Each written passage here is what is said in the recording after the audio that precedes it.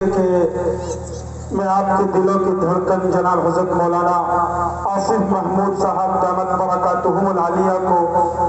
دعوت مائک دوں۔ میں ایک مرتبہ آپ حضرات سے بڑے ہی ادب کے ساتھ یہ درخواست کرتا ہوں کہ ماشاءاللہ اب تو اللہ کے لیے تھوڑی تھوڑی جگہ بدلنے پڑے، جہاں بیٹھے ہیں دو دو تین تین قدم آگے آ جائیں اللہ کے لیے، اللہ کی رضا کے لیے۔ اللہ کرے کہ آپ کا اٹھنا اور چلنا اللہ کو پسند آ جائے اور بیڑا پار ہو جائے۔ اب میں بلا کسی تاخیر اور تمہید کے چلتا ہوں اس شخصیت کی طرف جو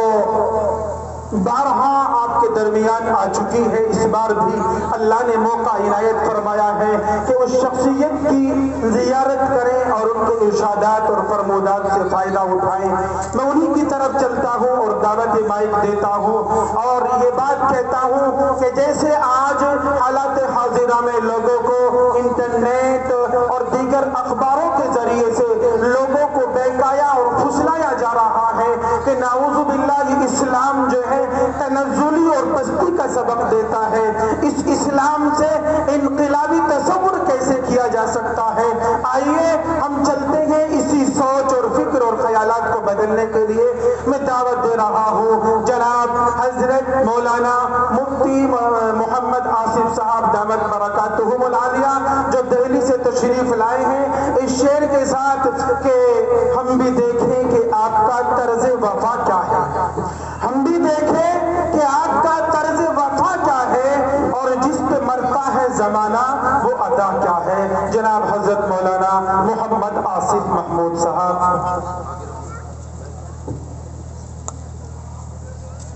السلام علیکم ورحمۃ اللہ وبرکاتہ۔ وہ ایک ویڈیو بن رہی ہے مستقل، وہ مل جائے گی آپ کو، اسے بند کر دو۔ آپ آگے کو آ جاؤ، یہ ہاتھوں کی ٹیپ چھوڑ دو، ایسے بیٹھے میرے یاروں جیسے سسرال میں آگے ہوں مدرسے کا جلسہ سن رہے ہیں۔ آگے کو آ جاؤ، یہ بیٹھے ہیں، چچا آپ بھی آئیے، چھوڑ دیجیے تھوڑی دیر کے لیے، بمشکل تمام 15 منٹ لوں گا آپ کی، بہت قیمتی بات کرنی ہے، مجھے بھی لمبا جانا ہے اور آپ حضرات کو بھی بھوک لگ رہی ہوگی، تھوڑا سا آپ بھی آ جائیں، ذرا سا کر لیں، چھوڑ دیں کرسی چھوڑ دیں، ایک 15 منٹ بڑی عنایت ہو جائے گی آپ کی، کر لیں حوصلہ۔ یہ ادھر ادھر جو حضرات کھڑے ہیں ذرا سا توجہ فرما لیں، آ جائیں بھائی، درود شریف پڑھ لیں۔ الحمدللہ الحمدللہ وکفا وسلام علی عبادہ الذین اصطفى، اما بعد فاعوذ باللہ من الشیطان الرجیم، بسم اللہ الرحمن الرحیم، الف لام میم، ذالک الکتاب لا ریب فیہ ھدی للمتقین۔ وقال تعالى إن هذا القرآن يهدي للتي هي أقوم۔ وقال تعالى ثم أورثنا الكتاب الذين اصطفينا من عبادنا، صدق الله العظيم۔ معزز و مقتدر واجب التکریم حضرات، علماء کرام، بزرگان محترم، بڑودہ کے غیور مسلمانوں، اس وقت پوری دنیا انسانیت میں ایک عجیب سا کوہرام ہے۔ دنیا اپنے انت کی جانب رواں دواں ہے، چل رہی ہے، دنیا اپنے اختتام کے قریب لگ رہی ہے، اپنی انتہا کی طرف بڑھ رہی ہے، اور وہ دن بہت نزدیک ہے، بہت قریب ہے۔ وہ گھڑیاں، وہ ساعتیں، وہ لمحات بہت قریب ہیں جو خدا نے، ایشور نے، رب نے، بھگوان نے اس زمین کے مٹنے کے لیے طے کی ہیں۔ وہ گھڑیاں بہت قریب ہیں جب انسانوں کی یہ دنیا اپنے وجود کے ساتھ خاتمے کی طرف لگے گی، اور پھر جو نظام خدا نے چاہا تھا وہی نظام برپا ہوگا اور اسی نظام کے تحت آگے کا سلسلہ طے پائے گا۔ غرض یہ کہ اس وقت پوری دنیا میں ایک عجیب سا کوہرام ہے، ایک عجیب سی ہلچل ہے، بے چینی ہے، اور انسان باوجود انسانی سہولتوں کے، باوجود دنیا کے ٹیکنالوجی میں ترقی کرنے کے، اور باوجود اس کے کہ یہ دنیا بہت زیادہ آگے بڑھ گئی اور اس دنیا نے نت نئے ایجادات اور نت نئے انداز پر نئے نئے آلات کا ایجاد کیا اور وہ وجود پائے اور دنیا ان سے لیس ہوئی. ہونا یہ چاہیے تھا کہ اس دنیا کو سکون میسر آتا، راحتیں میسر آتی، یہ دنیا کے افراد اپنے من کی دنیا میں شانتی پاتے، سکون محسوس کرتے. جیسے کہ پہلے زمانے کو جب آپ دیکھیں گے تو آپ محسوس کریں گے کہ آپ کو ایک علاقے سے دوسرے علاقے تک جانے کے لیے سوچنا پڑتا تھا. پہلے سے مہینوں پہلے سے نظام بنانا پڑتا تھا، ترتیب اور خاکے باقاعدہ مرتب کرنے پڑتے تھے، تیار کرنے پڑتے تھے.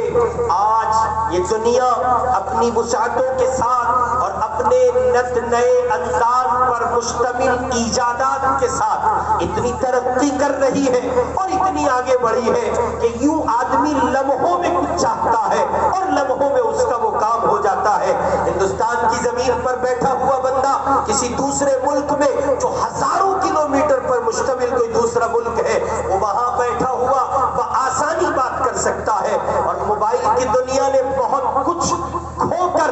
بہت کچھ ہمیں دے بھی دیا ہے اور بہت دور کے لوگوں کو بہت قریب بھی کیا. اور اس کے ساتھ ایک سچائی یہ بھی ہے کہ بہت قریب کے لوگوں کو بہت دور بھی کیا ہے.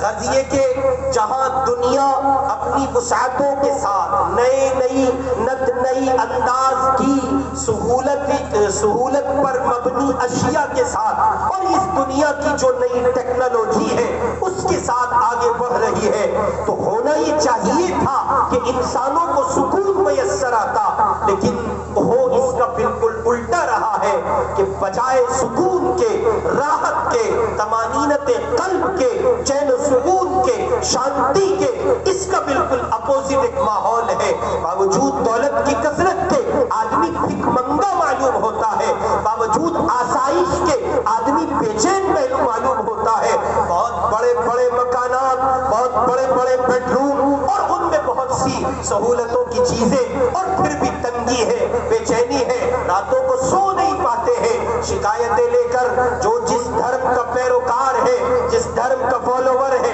جس مذہب کا ماننے والا ہے، وہ اپنے اپنے دھرم گروؤں کے پاس جاتا ہے. مسلمان ہے تو مسجد میں آئے گا، امام عالی مقام سے ملے گا. مسلمان ہے تو مدرسے کے مولانا سے ملے گا، اور ہندو ہے تو مندر جائے گا، پنڈت جی سے ملے گا، اور وہ وہاں جا کے کہے گا میں باوجود اس کے کہ دولت بہت ہے لیکن وہ سکون نہیں پاتا ہوں، وہ شانتی نہیں پاتا ہوں، وہ راحت میرے پاس نہیں ہے جو مجھے ہونی چاہیے تھی. آخر وجہ کیا ہے؟ دنیا جہان کے دھرم گروؤں نے پہلے بھی یہ بات بتائی تھی اور آج بھی وہ یہی بات بتا رہے ہیں اور قیامت کی صبح تک یہی بات بتائی جائے گی. جو اصل میں پیغام ہے قرآن کا، اصل میں پیغام ہے اللہ کا، اصل میں پیغام ہے محمد الرسول اللہ صلی اللہ علیہ وسلم کا. الا بذکر اللہ تطمئن القلوب. اللہ تعالیٰ نے دلوں کے سکون اور ان کے اطمینان کو اس رب، اس ایشور، اس بھگوان، اس پروردگار کی فرما برداری سے اور اس پروردگار کی اطاعت سے وابستہ کیا ہے. اس زمین پر رہنے والے ہندو ہو یا مسلمان، سکھ ہو یا عیسائی، بدھسٹ ہو یا جینی یا کسی اور سماج سے وہ تعلق رکھتے ہو، جب وہ اس ایشور کی عبادت کریں گے، اطاعت کریں گے، مانوتا کا خیال کریں گے، انسانیت کو ترجیح دیں گے، اس کی رسپیکٹ کریں گے، اور اس کی زمین پر قتل ناحق نہیں ہوگا، اس کی زمین پر کوئی فساد نہیں ہوگا، اس کی زمین پر کسی طرح کا کوئی واویلا اور شور اور ہنگامہ نہیں ہوگا، تو پھر اس زمین کے لوگوں کو آٹومیٹکلی سکون میسر آئے گا. لیکن آپ دیکھیں کیا ہندو اور کیا مسلم اور کیا سکھ اور کیا عیسائی اس اللہ کی عبادت کے سلسلے میں جو انداز، جو شکل اور جو طریقہ اور جو لگن اور جو سوچ اور اس پروردگار کے نظام کو اختیار کرنے اور اسے ماننے کے سلسلے میں جو انداز بندوں کا ہونا چاہیے تھا وہ بالکل اس کے اپوزٹ ہے اور اپنی منمانی دنیا میں وہ زندگی گزار رہے ہیں. چنانچہ قرآن مجید نے اہل ایمان کو مخاطب کرتے ہوئے ایک ضابطہ طے کیا ہے: وَمَنْ أَعْرَضَ عَنْ ذِكْرِي فَإِنَّ لَهُ کے دین سے اعراض کیا گیا، قرآن پاک سے اعراض کیا گیا۔ اللہ یہ بات کہہ رہا ہے ہم تمہیں معیشت کی دنیا میں توڑ دیں گے، اور ہم یہ بات آپ سے کہتے ہیں اور آپ کے واسطے سے اس دنیا کی تمام قوموں سے کہتے ہیں، وہ ہندو ہو، سکھ ہو، بدھسٹ ہو، جینی ہو، دلت ہو، آریہ ہو، پارسی ہو، آدیواسی ہو اور زمین کا کوئی طبقہ ہو، ہم قرآن کی روشنی میں یہ بات کہتے ہیں، دین اسلام کی روشنی میں یہ بات کہتے ہیں، ہم اس قرآن کی روشنی میں یہ بات کہتے ہیں جو گاڈ کا کلام ہے، ایشور کا کلام ہے، خدا کا کلام ہے، وہ کسی بندے کا کلام نہیں ہے، وہ کسی انسان کا کلام نہیں ہے، وہ ایشور نے نازل کیا ہے، اللہ کا کلام ہے۔ اس قرآن کی روشنی میں ہم یہ بات کہتے ہیں کہ اس زمین پر جب جب مسلمان سکھی ہوگا تب تب دنیا کی اور قومیں سکھی ہوں گی، اور اگر مسلمان کی زندگی ڈاماڈول ہوگی اور اس کا کردار منفی ہوگا اور اس کی زندگی شریعت کے ٹریک سے ہٹی رہے گی تو بہت اچھے سے یاد رکھیے یہ بات، اس زمین کے کسی انسان کو، کسی دوسرے بندے کو سکون میسر نہیں آ سکتا، اس لیے کہ اس زمین پر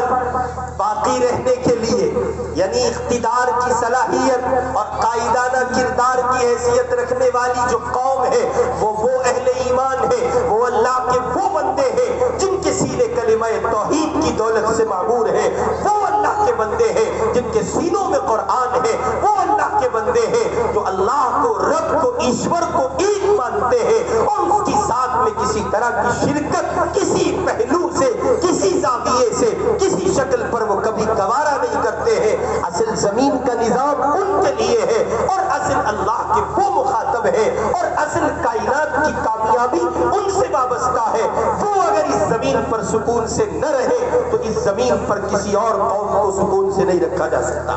اور یہ بات میری نہیں ہے، یہ بات خدا کی ہے، یہ بات رسول پاک کی ہے صلی اللہ علیہ وسلم۔ چنانچہ بنیادی طور پر ایک بنیادی ذمہ داری ان اللہ کے اہل ایمان بندوں کی ہے جن کے سینے کلمہ توحید کی دولت سے معمور ہے کہ وہ اپنے چلن کو، اپنے کردار کو، اپنی نشست و برخاست کو، روزمرہ کے اٹھ بیٹھ کو، اپنے کردار کو وہ اچھے سے اچھا رکھے، بہتر سے بہتر رکھے، اس لیے کہ اگر ان کی زندگی صحیح ٹریک پر ہوگی تو اس زمین کے تمام انسانوں کی زندگی صحیح ٹریک پر ہوگی، اور اگر وہ اہل ایمان جن کے قلوب کلمہ توحید کی دولت سے معمور ہے، جن کے سینے محمد الرسول اللہ صلی اللہ علیہ وسلم کی شریعت سے مزین ہے، وہ اگر صحیح ٹریک پر قائم نہ رہے تو اس زمین پر اللہ کے دوسرے بندے بھی سکون سے نہیں رہ سکیں گے، اور اس کا ذمہ دار یہ اہل ایمان ہے۔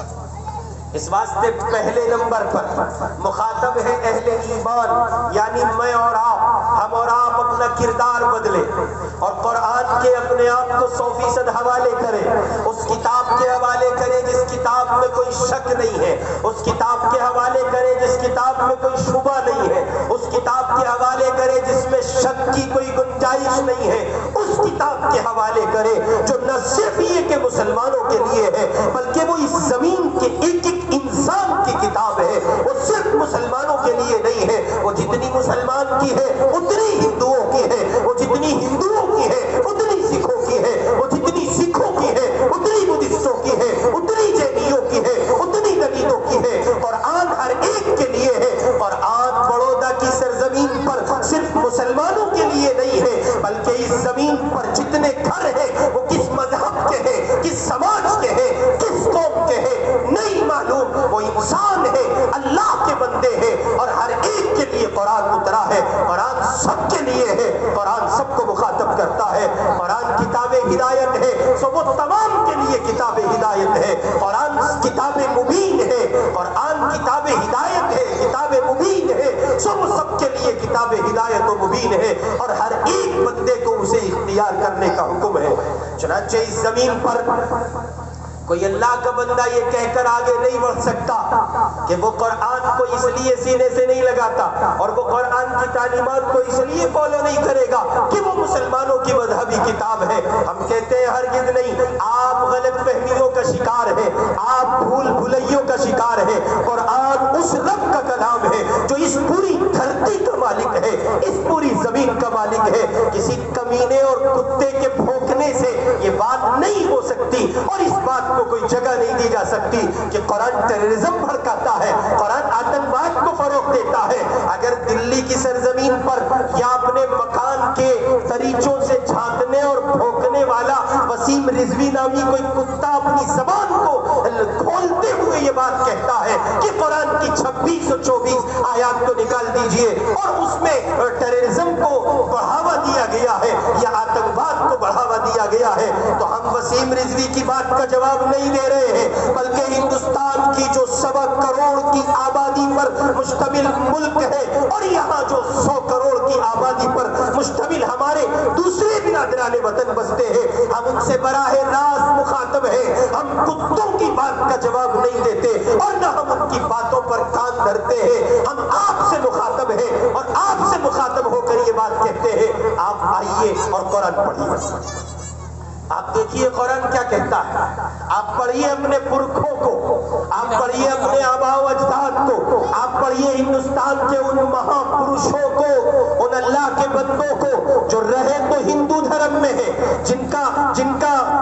جن کا پرویش تو ہندو دھرم میں ہوا ہے، جن کا جنم ہندوؤں میں ہوا ہے، جو ہندوؤں کی زمین اور گھر سے آتے ہیں، لیکن انہوں نے قرآن کو پڑھا، انہوں نے مانوتا کی حیثیت سے، اس کے کردار اور انسانیت کے مقام کی حیثیت سے قرآن پاک کو ایشور کی کتاب سمجھ کر اس میں انسانیت کے لیے جو راہیں رکھی گئی ہیں انہوں نے اس کو تلاش کیا اور قرآن پڑھا۔ چنانچہ اس ہندوستان کی زمین پر ایک عظیم انسان جو ہندوستان کے لیے بابائے قوم کی حیثیت رکھتے ہیں، موہن داس کرم چند گاندھی جی، جن کو ہم اور آپ گاندھی جی کے نام سے جانتے ہیں، آپ ان کے لیکچر کو پڑھیے، ان کی اسپیچز کو پڑھیے اور آپ ان کی ہسٹری کو پڑھیے اور ان کی جو اپنی سوانح ہیں، ان کی اپنی زندگی پر مشتمل جو کتابیں ہیں ان کو آپ پڑھیے۔ گاندھی جی لکھتے ہیں کہ میں قرآن کو الہامی کتاب تسلیم کرنے میں کسی طرح کے تردد سے کام نہیں لیتا ہوں، میرا یقین ہے، میرا وشواس ہے، یہ میں نہیں کہہ رہا ہوں، یہ گاندھی جی کہہ رہے ہیں، وہ کہتے ہیں کہ میرا وشواس ہے، میرا یقین ہے کہ قرآن کسی بندے کا کلام نہیں ہے، کسی انسان کی کتاب نہیں ہے، یہ ایشور کی کتاب ہے، یہ ایشور کا کلام ہے۔ اور صرف اتنا ہی نہیں، آپ ذرا آگے بڑھیں گے تو منشی ہمارے اس ہندوستان کی زمین پر ایک عظیم انسان گزرا ہے، کشور نام کے ایک بڑے آدمی جو قرآن پاک کی صحت اور اس کی طباعت کے سلسلے میں آزادی سے پہلے بھی اس قدر فکر مند رہے اور آزادی کے بعد بھی کہ ان کا اپنا پریس تھا، انہوں نے اس کو فروغ دیا، بڑھایا اور انہوں نے قرآن پاک کی اشاعت اپنے پریس سے کی ہے۔ اور اتنا ہی نہیں، وینو بھالے نام کے ایک بڑے اسکالر ہیں، ہندوؤں کے سماج سے آتے ہیں، وہ یہ لکھتے ہیں کہ میں نے قرآن کو جہاں جہاں سے پڑھا ہے، میں نے قرآن کو جہاں جہاں سے کھنگالا اور دیکھا ہے، مجھے قرآن میں سوائے امن و سکون، پیار اور شانتی، محبت اور بھائی چارے کے سوا کوئی دوسری چیز نظر نہیں آئی۔ ظاہر ہے کہ قرآن پاک ایشور کی کتاب ہے، قرآن ایشور کا کلام ہے، قرآن اللہ کی کتاب ہے، اللہ کا کلام ہے، تو اس میں پوری انسانیت کے لیے وہ ہدایت اور وہ نمونہ عمل اور وہ کردار چھپا ہوا ہے جسے اختیار کرنے کے بعد اللہ کے بندے اللہ کی زمین پر سکون اور عافیت کے ساتھ رہ سکتے ہیں۔ اس واسطے سب سے پہلے تو مخاطب ہیں ہم آپ سے، آپ اہل ایمان سے مخاطب ہیں، آپ بڑودہ کے مسلمان ہیں، آپ اپنے کردار میں تبدیلی لائیے، امن و شانتی کو فروغ دیجیے، اپنے گاؤں میں بھائی چارے اور پیار و محبت کے ساتھ رہیے، اخوت کے دین چلائیے، اخوت کے چراغ چلائیے، ہر ایک کے ساتھ حسن سلوک کیجیے۔ آپ کو یہ نہیں دیکھنا ہے آپ کے برابر میں رہنے والا ہندو ہے، آپ کو یہ نہیں دیکھنا ہے آپ کے برابر میں رہنے والا دلت ہے، آپ کو یہ نہیں دیکھنا ہے آپ کے برابر میں رہنے والا کسی اور مذہب کا ہے، آپ کو یہ دیکھنا ہے یہ اللہ کا بندہ ہے، نبی کا امتی ہے، اور جیسے اللہ سب کے ہیں، جیسے قرآن سب کا ہے، جیسے نبی سب کے ہیں، ویسے کتاب ہدایت کی وہ تعلیم سب کے لیے ہے جو پوری دنیا انسانیت کے لیے اتری ہے۔ اس لیے ہر ایک کے ساتھ آپ کو حسن سلوک کرنا ہے اور پیار و محبت کے ساتھ اس زمین پر رہنا ہے۔ دوسری ایک بنیادی بات اس لیے کہ آواز جاتی ہے، اور مجھے یہ پہلے سے معلوم ہے کہ ہمارے اس جلسے میں ہمارے برادران وطن گاؤں کے دیگر افراد بھی شرکت کرتے ہیں، اس لیے میں جہاں اب تک آپ اپنے مسلمانوں سے مخاطب تھا، وہاں میں اب دوسرے نمبر پر اس گاؤں کے ہندوؤں سے مخاطب ہوں، اس گاؤں کے دیگر سماج کے لوگوں سے مخاطب ہوں، اور میں آپ سے یہ بات کہتا ہوں کہ یہ دن 2 دن کا مسئلہ نہیں ہے، یہ 4 دن کا مسئلہ نہیں ہے، یہ سال 2 سال اور 50-100 سال کی بات نہیں ہے، ہم اس زمین پر صدیوں سے رہتے چلے آئے ہیں، ہمارا آپ کا پڑوس ایک رہا ہے، ہمارے آپ کے کھیتوں کی ڈولی ایک رہی ہے، ہم نے اس ملک میں ایک ساتھ مل کر اس ملک کی تعمیر و ترقی کا کام کیا ہے۔ آج اگر حکومت میں اقتدار میں ایسے چند ٹکوں میں بکے ہوئے مجرم لوگ آ کر بیٹھ گئے ہیں جو ہمیں اور آپ کو بانٹنے کا کام کر رہے ہیں، ہمیں اور آپ کو تقسیم کرنے کا کام کر رہے ہیں، تو میں براہ راست مخاطب ہوں اس گاؤں کے ہندوؤں سے، اے میرے ہندو بھائیوں، آپ ان ظالم حکمرانوں کو کسی صورت ان کے مشن میں کامیاب نہ ہونے دیجیے، آپ اس تہذیب کو، اس سماج کو، اس کلچر کو، اس پیار و محبت اور اس بھائی چارے کو باقی رکھیے جو اس زمین پر صدیوں سے قائم ہے اور صدیوں سے ہوتا چلا آیا ہے۔ ظاہر ہے کہ ہم آپ کے پڑوسی ہیں اور چراغ سے چراغ چلتا ہے، کبھی ہتھیلی ایک ہاتھ سے نہیں بچتی ہے، ہمیشہ ہتھیلی 2 ہاتھ سے بچتی ہے۔ اگر ہمارا پڑوس آپ ہے تو آپ کا پڑوس ہم ہے، اگر ہم آپ کے پڑوسی ہیں تو ہمارے پڑوسی آپ ہیں۔ جیسے ہمارے ذمے یہ ہے کہ ہم آپ کا خیال کریں، ویسے آپ کے ذمے یہ ہے کہ آپ ہمارا خیال کریں۔ آپ ان بیمار ذہنیت کے لوگوں سے متاثر نہ ہو، آپ ان کمینوں سے متاثر نہ ہو جو سماج کی تقسیم کا کام کر رہے ہیں۔ اگر مسلمانوں میں کوئی یہ کام کرتا ہے ہم اس کی بھی نندا کرتے ہیں، اس کی بھی مذمت کرتے ہیں، اور اگر کوئی آپ کے یہاں یہ کام کر رہا ہے جو ہندو مسلمان کو تقسیم کر رہا ہے، ہندو مسلمان کو بانٹ رہا ہے، ان کے پیار و محبت کو کھو رہا ہے، ان کے پیار و محبت کو کچلنے کا کام کر رہا ہے، تو اے ہندو بھائیوں، یہ تمہاری ذمہ داری ہے، ایسے ظالموں کو کچل ڈالیے اور پیار و محبت کے دیپ کو جلتے رہنا دیجیے تاکہ ہماری اس ملک کی تعمیر و ترقی میں کسی طرح کی رکاوٹ نہ ہو۔ برادران وطن، ہماری اس زمین کے ہمارے ہندو بھائی جو ہمارے خونی رشتے کے بھائی ہیں، وہ ہمارے باپ سیدنا آدم علیہ السلام کی اولاد ہے،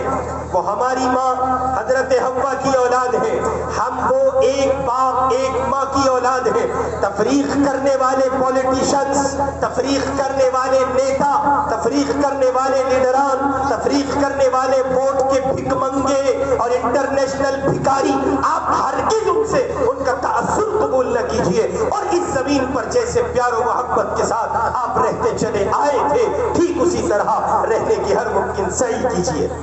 اور مسلمانوں سے پھر گزارش کروں گا کہ آپ اپنے کردار کو اسلامی سانچے میں ڈھالیے، اور ایک مسلمان کے لیے جو تعلیمات طے کی گئی ہیں، حضور پاک کا فرمان ہے المسلم من سلم المسلمون من لسانہ و یدہ، مسلمان وہ ہے جس کی زبان اور ہاتھ سے اللہ کے دوسرے بندے محفوظ رہے، اور اللہ کے دوسرے مسلمان بندے اور ان کے علاوہ جتنے بندے ہیں وہ سب ان کی جانب سے ان کے ہاتھ اور زبان سے محفوظ رہے۔ سو اس روایت کی روشنی میں اہل اسلام سے مخاطب ہوں کہ آپ اپنے کردار کو اسلامی سانچے میں ڈھالیے، اور اس کی کوشش کیجیے کہ اس زمین پر پیار و محبت کا وہ چراغ جل سکے کہ جب بیٹی گھر سے نکلے تو پھر یہ تفریق نہ ہو، اور یہ علیحدگی نہ ہو، اور یہ امتیاز نہ ہو، یہ بیٹی مسلمان کی ہے یا غیر مسلم کی۔ ٹھیک اس طرح جیسے رسول پاک علیہ السلام کے دربار میں ایک خاتون آئی اور اس کے سر پر دوپٹہ نہیں تھا، اس کا بچہ گم ہو گیا، تو وہ اپنے بچے کو تلاش کرتے ہوئے پھر رہی ہے، کبھی ادھر جاتی ہے کبھی ادھر جاتی ہے۔ حضور پاک نے اس کی بے چینی کو دیکھ کر اپنی چادر مرحمت فرمائی اور آپ نے فرمایا اس خاتون کو دے دو۔ تو کسی نے کہا یا رسول اللہ یہ مسلمان کی بیٹی نہیں ہے، تو کالی کملی والے نے، پروفٹ محمد نے، ہمارے آپ کے نبی نے، ہمارے آپ کے پیغمبر نے، اور پوری دنیا کی اس عظیم ہستی نے جس نے اپنی زندگی میں کبھی ایک لفظ بھی کوئی امن و شانتی کے خلاف نہیں کہا ہے، آج اگر کوئی آدمی حضور پاک صلی اللہ علیہ وسلم کے خلاف کوئی بات کہتا ہے اور میں براہ راست مخاطب ہوں پجاری جی سے جو ڈاسنا کی سرزمین پر بیٹھ کر ملک کے ماحول کو بھنگ کر رہے ہیں اور ملک کی امن و شانتی کو خراب کر رہے ہیں، اور وہ یہ کہتے ہیں کہ مسلمانوں کے یہاں ٹیررزم ہے، مسلمانوں کے یہاں آتنکواد ہے، میں آپ کو دعوت پیش کر رہا ہوں، آئیے تمام مساجد میں، آئیے تمام مدارس میں، آپ کے لیے دروازے کھلے ہوئے ہیں، موسٹ ویلکم، استقبال کرتے ہیں ہم آپ کا، ابھینندن کہتے ہیں آپ کو، آئیے اور کھنگال لیجئے۔ اللہ کی قسم ہمارے ان مدرسوں میں آپ کو سوائے محبت کی کوئی دوسری چیز نہیں ہے، اور یہ کوئی ڈھکی چھپی بات نہیں ہے، اور یہ کوئی نئی بات نہیں ہے، یہ پرانی بات ہے۔ ہمارے یہاں صرف پیار سکھایا جاتا ہے، صرف شانتی سکھائی جاتی ہے، صرف امن سکھایا جاتا ہے، صرف محبت سکھائی جاتی ہے۔ اس لیے میں ان تمام اللہ کے بندوں سے مخاطب ہوں جو تفریق کا کام کر رہے ہیں، ہندو اور مسلمان کو ڈیوائیڈ کر رہے ہیں اور وہ اپنے ووٹ بینک کو بڑھا رہے ہیں۔ یاد رکھیے اس زمین ہندوستان کی خوبصورتی ہے، یہاں 8,000 سے زیادہ ریلیجن کے لوگ رہتے ہیں۔ اس زمین کی خوبصورتی یہ ہے 8,000 سے زیادہ مذہب کے لوگ ایک چھت کے نیچے رہتے ہیں، اور ان کی صبح، ان کی شام، ان کے دن اور رات آپسی پیار و محبت کے ساتھ گزرتے ہیں۔ ہمارے دشمن کو یہ کھلتا ہے اور ہمارے دشمن کو یہ ہضم نہیں ہوتا، لہذا وہ ڈیوائیڈ کرنا چاہتا ہے، تقسیم کرنا چاہتا ہے اور نظام کو بھنگ کرنا چاہتا ہے۔ میں مخاطب ہوں تمام تر ہندو اور مسلمان دونوں سماج کے بھائیوں سے، خدا کے واسطے نفرتوں کی دیوار کا خاتمہ کیجئے، اس کو گرا دیجئے، محبت کا، امن کا، پیار کا، شانتی کا، بھائی چارے کا ماحول قائم رکھیے، اور آئیے دیکھیے ہمارے ان مدرسوں میں کیا کچھ ہو رہا ہے۔ میں نے ایک آیت اور پڑھی تھی، وہ آیت پیش کر کے آپ کی خدمت میں اور پھر رخصت لیتا ہوں۔ وہ آیت تھی اس حوالے سے کہ آپ کے اس مدرسے نے 6 بچے ایسے تیار کیے ہیں جن کے سینوں میں اللہ کی وہ کتاب جو پوری دنیا انسانیت کے لیے امن و شانتی کا پیغام لے کر آئی ہے، اس کتاب کو 6 بچوں نے اپنے سینوں میں محفوظ کیا ہے۔ ابھی آپ دیکھیں گے کچھ دیر کے بعد وہ چھوٹے چھوٹے معصوم بچے جن کی عمر بہت تھوڑی ہے، انہوں نے اپنے سینوں میں قرآن جمع کیا ہے۔ کبھی قرآن دیکھیے گا اتنی موٹی کتاب ہے، انہوں نے اس کو زبانی یاد کیا ہے، وہ بغیر دیکھے اس کو پڑھتے ہیں۔ اس زمین پر کوئی کتاب ایسی اب باقی نہیں رہی جس کے ماننے والوں کا ایسا اٹوٹ رشتہ اس کتاب سے باقی ہو جیسا قرآن کے ماننے والوں سے قرآن کا رشتہ باقی ہے۔ قرآن سے ان کا رشتہ باقی ہے، اس کی وجہ یہ ہے کہ یہ ایشور کی کتاب ہے، یہ آسمانی کتاب ہے، یہ کسی انسان کا کلام نہیں ہے۔ لہذا وہ بچے جنہوں نے قرآن پاک حفظ مکمل کیا وہ انتہائی سعادت مند، بے پناہ لائق تحسین و لائق مبارکباد، اس لیے کہ ان کا انتخاب اللہ نے کیا ہے۔ قرآن میں رب کعبہ کہتے ہیں ثم اورثنا الکتاب الذین اصطفینا من عبادنا، اللہ پاک کہتے ہیں کہ پھر ہم نے اپنی کتاب کا وارث بنایا اپنے بندوں میں سے ان بندوں کو جن کو ہم نے چن لیا ہے، جن کا ہم نے سلیکشن کیا ہے۔ قرآن کا حافظ ہونا، قرآن اپنے سینے میں بسانا، یہ انسان کا اپنا اختیاری کمال نہیں ہے، یہ اللہ کی عطا ہے، رب کی مہربانی ہے، گوڈ گفٹ ہے، یہ خدا کی عطا ہے۔ اللہ جس کو چاہتے ہیں اس کو یہ دولت عطا کرتے ہیں۔ لہذا آپ اپنے اس مدرسے کی قدر کیجئے، اور اس مدرسے کے پروان چڑھنے میں جو ممکنہ سعی ہو سکتی ہیں اور جو ترقی کے ممکنہ اسباب اور راستے ہو سکتے ہیں ان کو آپ اختیار کیجئے۔ مدرسے والوں کے قدم سے قدم ملائیے، آگے بڑھیے، ان کو حوصلہ دیجئے، ان کو ہمت دیجئے، اور ان کو یہ تسلی کے کلمات کہتے ہوئے آگے بڑھیے کہ آپ ان کے ساتھ ہیں تاکہ مدرسہ مزید ترقی کر سکے۔ اور یہ ماحول یہاں دیکھ کر بہت خوشی ہوتی ہے کہ آپ کے اس گاؤں میں ایک شامیانے کے نیچے، ایک سائبان تلے مدرسے کے جلسے میں ہندو اور مسلم ایک منچ پر بیٹھتا ہے، ایک ساتھ بیٹھتا ہے، جو پیار و محبت کی کھلی نشانی ہے۔ اپنے اس بھائی چارے کو باقی رکھیے، اس کو فروغ دیجیے، اس کو آگے بڑھائیے، اور اس مثال کو ایسا بے مثل کیجیے، اس نمونے کو ایسا بے مثل کیجیے کہ علاقے کے دیگر گاؤں میں اور علاقوں کے علاقوں میں مثال کے طور پر یہ بات کہی جانے لگے کہ اگر ہندو مسلم بھائی چارہ اور اتحاد کہیں دیکھنا ہے تو بڑودہ کی سرزمین پر چلا جائے۔ اس واسطے بہت زیادہ مبارکبادی کے مستحق ہیں جناب صوفی ریاض احمد صاحب، جس مدرسے کے ذمہ دار ہوتے ہیں، اور ان کے انتہائی مخلص معاون حضرت مولانا سلیم صاحب دامت برکاتہم العالیہ، جن کی صحیح فہم اور جہد مسلسل کا یہ نتیجہ ہے کہ یہ باغ ہر سال کسی نہ کسی شکل میں کچھ نہ کچھ پھل تیار کرتا ہے۔ اللہ پاک ان دونوں حضرات کے سائے عاطفت کو دراز کرے، مزید دینی خدمات کے لیے ان حضرات کو قبول فرمائے، اور ان تمام بچوں کو مبارکباد ہے جو بچے حافظ قرآن ہوئے ہیں۔ آپ کے سینوں میں اللہ نے قرآن جمع کیا ہے، بچوں تم ترقی کرو اور افق عالم پر آفتاب و مہتاب بن کر چمکو اور اس مدرسے کا نام روشن کرو۔ اللہ رب العزت والجلال ان غیر مرتب سی باتوں کو اپنے دربار میں قبول فرمائے اور ہم لوگوں کو عمل کی توفیق سے سرفراز فرمائے۔ وآخر دعوانا ان الحمدللہ رب العالمین۔ بہت خوب، ماشاءاللہ، جزاک اللہ۔